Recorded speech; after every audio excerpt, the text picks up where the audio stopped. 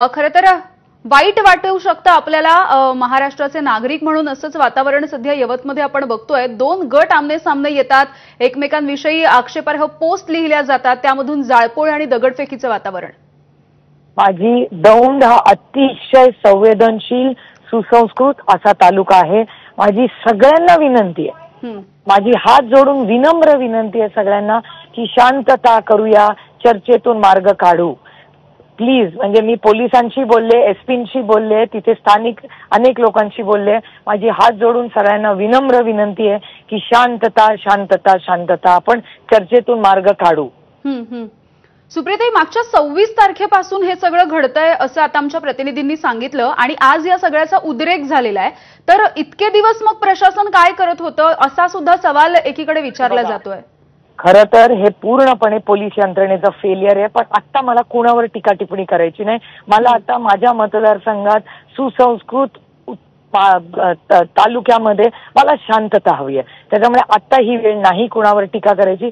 आधी माझा मतदारसंघ शांत व्हावा, प्रेमाने गुणागोविंदाने आपण सगळे एकत्र राहतो, त्याच्यात पहिली शांतता आणि त्याच्यानंतर उद्या मी सविस्तर यंत्रणेशी बोलून, माझं ऑलरेडी एसपींशी बोलणं झालेलं आहे। आम्ही शांततेचं आव्हान सगळे विनम्रपणे करतोय, चर्चेतून मार्ग काढू आणि कोणी दुखवला गेला असेल त्याच्यात मी जातीने लक्ष घालून त्याच्यातून मार्ग काढू।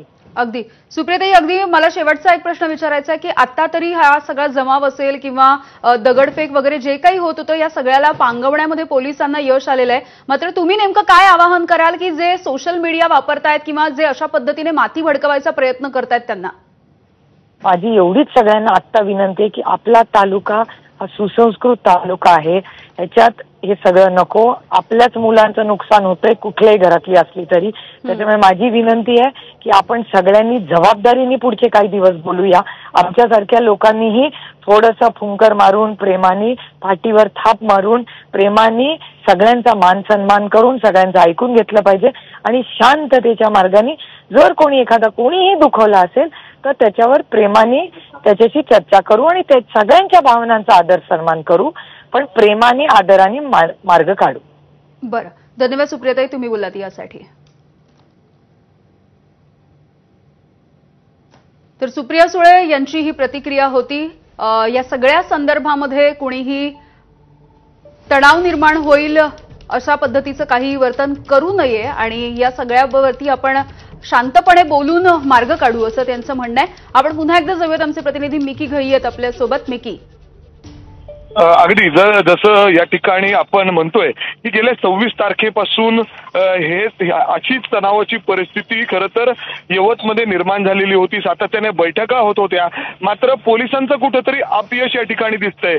या दोन गटांमध्ये जे वाद सुरू झालेलं होतं ते कुठेतरी नमायला हवं होतं, त्यांनी कारवाई करायला हवी होती, मात्र तसं झालं नाही। आणि आज जसं आपण बघतोय की सोशल मीडियावर पुन्हा एकदा या ठिकाणी आक्षेपार्ह पोस्ट त्या ठिकाणी करण्यात आली आणि त्याच्यानंतर दोन गटा एकदमच आक्रमक त्या ठिकाणी झालेले आहेत।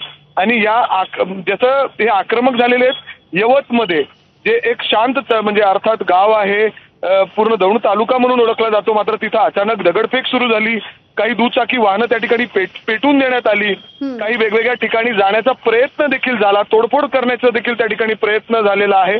मात्र सातत्याने सगळे लोक आव्हान करतायत की हे लोकांनी शांत राहणं गरजेचं आहे। स्वतः आता वरिष्ठ म्हणजे अर्थात एसपी त्या ठिकाणी पोहोचलेले आहेत, अशी परिस्थिती त्या ठिकाणी निर्माण झालेली आहे की त्या ठिकाणी एसपींना पोचावं लागतंय आणि त्यांना त्या ठिकाणी जाऊन लोकांना शांत करण्याचा, कंट्रोल करण्याचा प्रयत्न होतोय।